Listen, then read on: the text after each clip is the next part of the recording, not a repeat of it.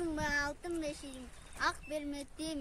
Мен Ысык-Көл областынын Тоң районунун Төрткүл айылынын Болот Мамбетов атындагы жалпы орто билим берүү мектебинин окуучусу, 2-В классынын окуучусу Талантбеков Амир. Көл дегинде отурам, толкун тосуп балаканыма, акындар жазып өткөндөй, көл берметин, ыр берметин бүтүндөй.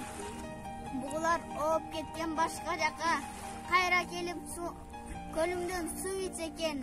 Алар да бир идея жаратышат, толгонуп жаңы ойлор мен издеген. Чогултуп көл берметин, ыр берметин. Көк асманга ыр кылып тизгим келет. Суу болуп кайра түшкөн тамчыларын чөйчөгүмө чогултуп ичким келет. Таштарын толкунжуп көл бермети, кумдарын коюлушуп көл бермети. Ыйык көлүм, коз дерим, айтып бүтпөс, ыр бермети. Көлүмдүн байлыгы сан жеткис, балыктын түрү айтылуу кыргыз бар эли. Чабак, ак куулар көлүмдүн көркү, ак кемелер алыстан көрдүм.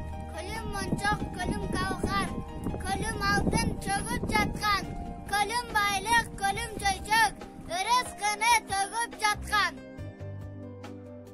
Көлүмдүн суусун, тегерек четин таштандылардан, тамак аштын калдыктарынан таза сактасак.